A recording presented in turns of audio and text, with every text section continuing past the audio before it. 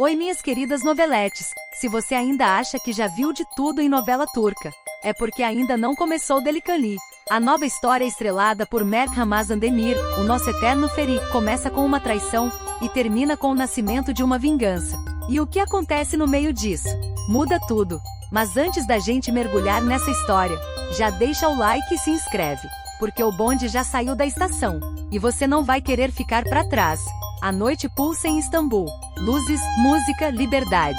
Duas jovens se perdem na diversão até que tudo muda, porque ele aparece. Um estranho. E naquele instante de lá sente algo que nunca sentiu antes. Não é apenas curiosidade. Não é apenas atração. É inquietação. Durante a noite, ela tenta evitá-lo, mas ele não desiste. Há algo naquele homem. Algo que assusta e ao mesmo tempo chama. Como se, de alguma forma impossível, ele sempre tivesse feito parte da vida dela. Na saída da balada, o motorista se atrasa, e o destino abre espaço. Ele se aproxima, calmo, preciso, como um predador que já escolheu sua presa. Então, o caos. Um ladrão surge e leva a bolsa de lá. E sem pensar, ele corre. Mas ela também. Pelas ruas escuras de Istambul, entre becos e sombras, algo os conecta. O ladrão foge, mas a bolsa fica. E é ele quem devolve. Naquele momento, tudo muda. O estranho já não é apenas um estranho. E finalmente ela permite que ele se aproxime. Meu nome é Yusuf Yılmaz. Rosto firme, olhar decidido. E todas as barreiras que de lá construiu começam a cair.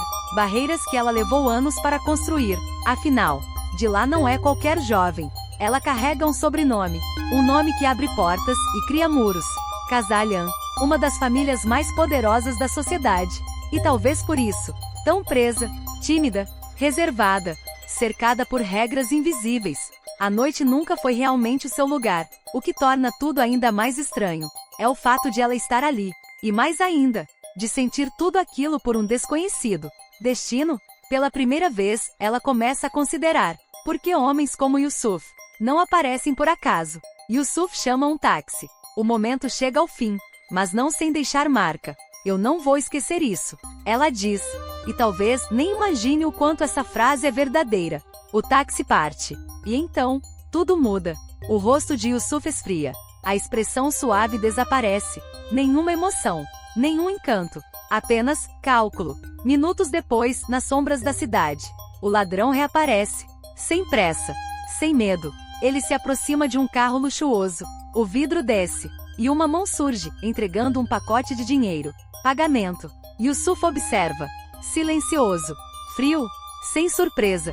Sem culpa. Apenas desprezo. O vidro sobe. O carro parte. E Yusuf segue, preso em pensamentos. Porque aquilo não foi acaso. Foi planejado. Mas a verdade é que Yusuf não começou assim. Antes do dinheiro. Antes do poder. Antes desse olhar frio. Existia outro homem. E é aí que a história nos puxa para trás. Para um tempo onde tudo ainda podia ser diferente. Sem luxo. Sem influência. Sem escolhas fáceis. A vida de Yusuf era simples. Mas nunca foi leve. Cada conquista vinha com esforço. Cada passo com sacrifício. E foi nesse mundo duro que algo aconteceu. Algo que não apenas mudou seu destino, mas quebrou algo dentro dele. Porque homens como Yusuf não nascem frios. Eles se tornam. E toda essa sede de vingança não surgiu do nada. Ela foi construída, dia após dia, dor após dor, até não restar mais nada, além do objetivo. E agora, olhando para o presente, fica claro, nada do que aconteceu naquela noite foi por acaso. De lá não foi um encontro, foi um alvo. E Yusuf já estava um passo à frente de todos. Antes de tudo, Yusuf era apenas um homem tentando sobreviver, um trabalhador incansável, taxista, dia e noite nas ruas, carregando não só passageiros, mas o peso de uma família inteira. O filho mais velho, o pilar, responsável por 2 irmãos, um deles com problemas mentais. E mesmo com tudo contra, ele ainda sonhava. Uma casa, uma vida simples, e um futuro ao lado de Hazan, seu amor de infância. Mas sonhos nem sempre sobrevivem à realidade. Hazan também queria mais. Mais do que aquele bairro, mais do que aquela vida. E havia alguém alimentando esse desejo. Nazan, sua mãe, uma mulher que nunca enxergou Yusuf como suficiente. Nunca bom o bastante. Nunca digno do futuro que ela imaginava para a filha. E enquanto Yusuf lutava para construir Outros já estavam prontos para destruir Renzi, seu próprio primo, ambicioso, frio e disposto a tudo, ao lado de Arzu, igualmente calculista. Os dois começam a mover peças que vão empurrar Yusuf direto para o abismo. O plano é cruel: manipular o irmão mais novo, usá-lo, forçá-lo ao erro, e então, colocar toda a culpa em Yusuf. Mas isso era só o começo, porque por trás de tudo, existe alguém ainda mais perigoso: Sarp Kazalian, o verdadeiro arquiteto do caos.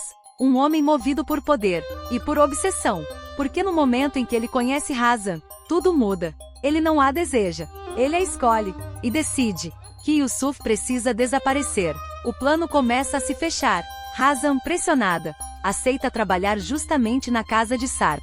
Uma decisão que quebra Yusuf, que planta dúvida, que abre distância. E então, tudo desmorona. O irmão desaparece. Um telefonema, uma armadilha. Yusuf é atraído para o galpão da família Kazalian. E ali, ele cai, golpeado, apagado, sem defesa. Ao mesmo tempo, em outro lugar, o pior acontece: traída, manipulada, vulnerável. Hazan é entregue por Arzu diretamente a Sarp. E naquela noite, tudo que Yusuf tinha é destruído. Quando ela acorda, está sozinha, sem roupas, sem respostas, sem saída.